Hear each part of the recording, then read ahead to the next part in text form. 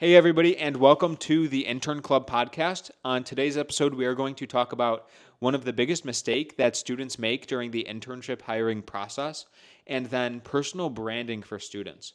So, when it comes to the biggest mistake that students make, one mistake that we see students make is just aiming way too high for their first internship. And we see this a ton where students will try to target these giant brand name companies where these companies are receiving hundreds to thousands of applicants, maybe per position even. And there's students who just on their first internship are just aiming and reaching way too high for that first internship. Without a lot of experience. And I think having a lot of skills and experiences behind them is what helps you stand out in a crowded field. For those internships, it's not just who you know, but it's also what you bring to the table. And I think students, when they just go to try these to land these top competitive internships without much experience behind them, are kind of putting themselves at a disadvantage. Yes, I agree. I think a lot of students will just aim for these big companies and then not only um, Well, and they're exciting opportunities they're too. exciting They're exciting and opportunities. you know about them. They're easy to find, they're advertised well. You see them, people post them all over social media. When you think of like companies and wanting to work at companies, they could be what you might consider like your dream employers. Really, you see them all the time in the news and on news reports and online and on the TV. So they're very flashy. And a lot of students, I think, want to work at these companies because there might be benefits, there might be career mobility, different opportunities. There might be influencers that they see working at these companies, and that can kind of make somebody Right. want to apply to those companies. But they could be very competitive to get. And I think what we're saying is it's not impossible for that to be somebody's first internship, but also there's a bit more of a structured roadmap that might be more effective to be able to help students get those types of internships. Exactly. And I also think, too, many students maybe discard other opportunities and don't think that they're as valuable when there are a bunch of different factors that go into whether the right opportunity is right for you. I think you're looking at, do I like the work I'm doing? Do I like the people I'm working with? Do I like the industry, the company, the product I'm making? Do I like Location. location? Location's a big one because one of the benefits of working internships, and both you and I have experience working in different places, different states. And I think location does play a big part because maybe your quote dream internship is a position you land, but then you find out you have to work in a certain location. And maybe it's a dream location in your head, but once you get to that dream location, you realize it's not all that you thought it was. Yeah, you and I got to explore, or at least me personally, I got to explore working in Nevada, working in California, working in Texas, and working in the Midwest. And so I think that location is a big one, but like I said, a ton of different factors that go into what's the best internship. And it's not as clear cut as maybe students will think. Students might think this is the opportunity for me, but there's so much more than just maybe a company name behind it. So back to the question about The biggest mistake that right, what is students the make. biggest Yes. mistake that students make? And we were talking about how we think that college students might be aiming too high in their initial internship, and that can be the case. And so what can somebody do to not do that? Like why wouldn't you want to try to get a top name internship right away? Well, I don't think it's a bad thing to do, but it's also maybe level set your expectations because if you don't level set your expectations, you're then just stuck maybe getting rejection after rejection. Yeah, think about it like well, and one of the things that we like to talk about, and maybe this is reaching towards a solution here, is trying to get internships at some of those smaller companies. And by smaller, these are companies that can still have billions of dollars in revenue. And but the one way to think about it is like a video game where you're going through levels and eventually you're going to accomplish one challenge and then a more difficult challenge and eventually you're going to get to like the final boss at the end of the level. And some students are just, when they aim too high, are just rushing to that final boss without the experience and the equipment and the skills that you can kind of collect going on some of those smaller side quests before getting to the final boss. And I don't even think I think one mistake students make too is thinking that that final boss, that end dream, that end goal is necessary is that quote whatever most prestigious company in their mind. because at the end of the day, it may be something completely unrelated. For them, it might be completely unrelated to what they think is the best. Because the best, like we said, is a combination of the location, the type of work, the team, And and other things too. So it's not always clear cut until you actually start doing and trying and seeing what's out there. yeah, and getting experience working in small companies, working in medium-sized companies, large companies, different industries and different roles, and who knows the opportunities that you might have at some of the large companies, or some of like your dream companies, your aiming high target companies could be different than the roles that you and the opportunities that you would get working at some of those smaller companies. And so is the role a good fit? Like, how much are you willing to trade off the prestige of the company or the brand name of the company with the type of role that you're going to be able to work in? I think in a very generalized example, some cases you see people maybe work at a startup and then they leave the startup for a much larger company, but they actually end up, and that larger company is a place where many people would desire to work.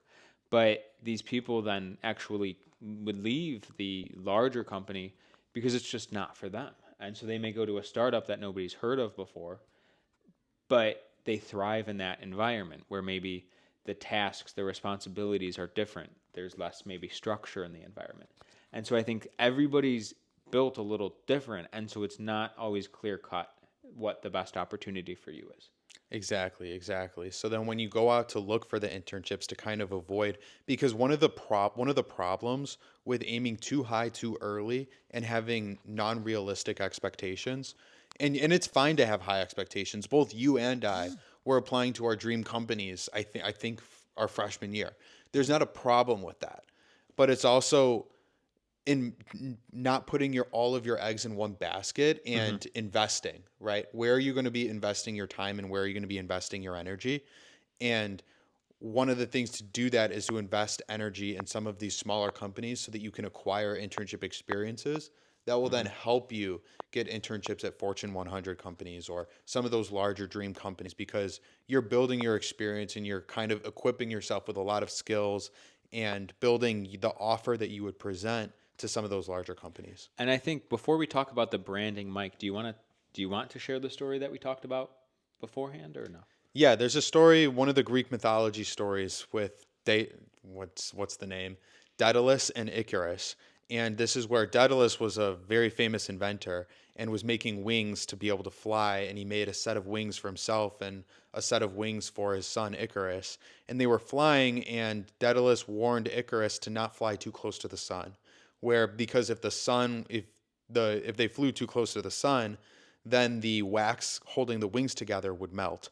And so this is a story where Icarus and Daedalus were flying over the ocean, and Icarus was so excited to be flying that Icarus was flying up and down and not really heeding to the warning that Daedalus gave, not flying too close to the sun. And eventually, the sun melted the wax on Icarus's wings, and Icarus, fell into the ocean. And I think that's a good sort of example of just trying to fly too high, don't fly too close to the sun before you're ready for it. hmm And one of the implications of, so why does it matter for internships is the question. And the reason why it matters is because if you're only like applying to hyper competitive internship applications and you don't land an internship, Your that wax is just going to melt every time. it's another year that you don't have internship experience that Mm-hmm. other people are making money, getting paid, getting experience, learning about what they want to do with their career, and they're getting ahead in their career while you're not. And that's And the I, kind of that I think that's what we're talking about. Where if you have an opportunity and right out of the gate to work at your dream company, congratulations, that's wonderful.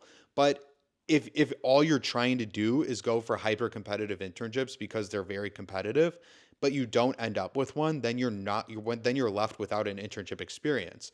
And having internship paid internship experience is better than having nothing. and I think a very practical example is just a starting freshman year, two students. One is just only applying to the hyper competitive positions year after year and just ends up with nothing every year.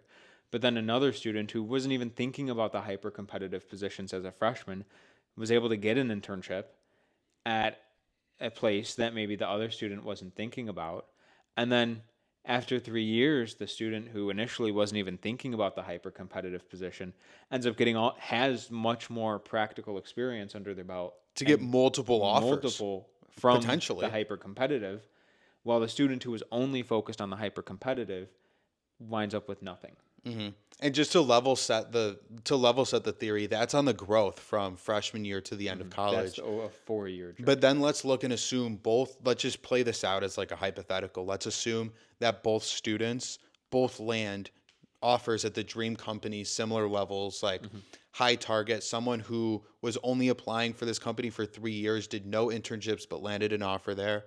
And then another person who did 3 internships and also landed an offer there for full time.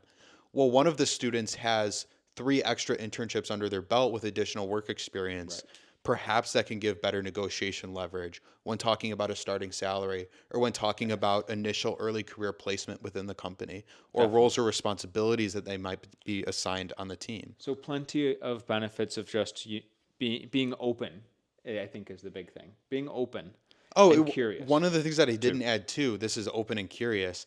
The person who had worked multiple internships before understands what roles they enjoy, what industries they enjoy, Right. what locations they like, so they could be more informed about making their early career decisions.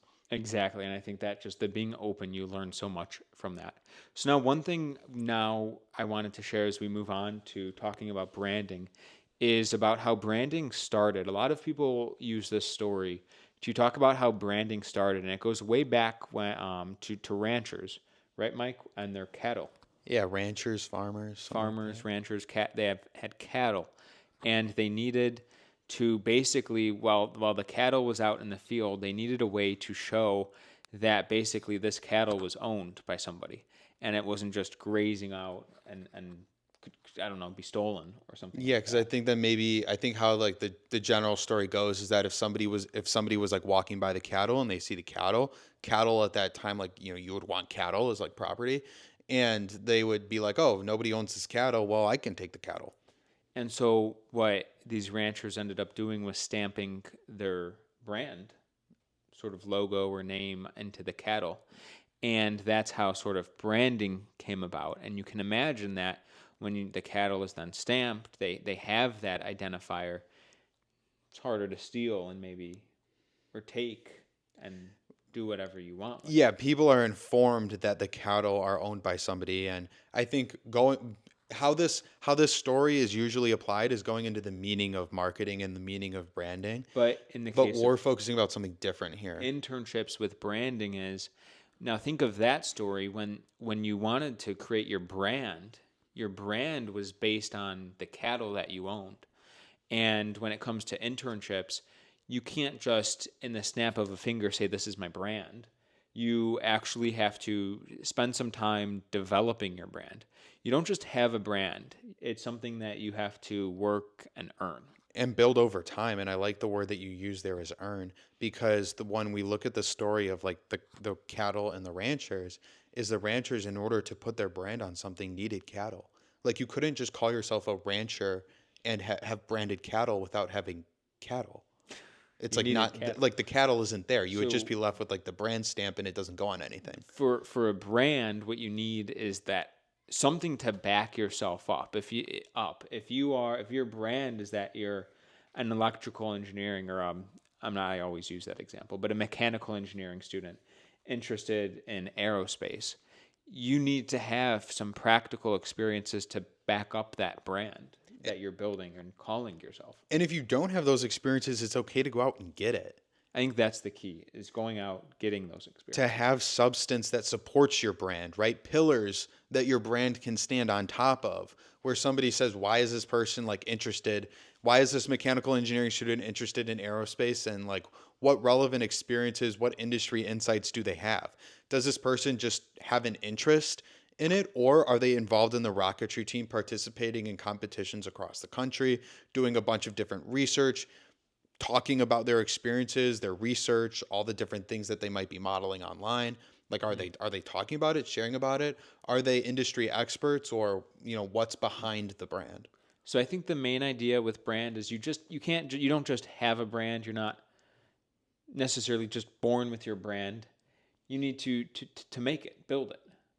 So that, I think, wraps up our discussion for today. Pretty Probably about interesting. 12 minutes, 12, 13 minutes. And if you have any questions, let us know in the comments that any topics you would like us to talk about. And if you're interested in our one-on-one coaching, please check out our application form to learn more about how we can help you get a paid internship.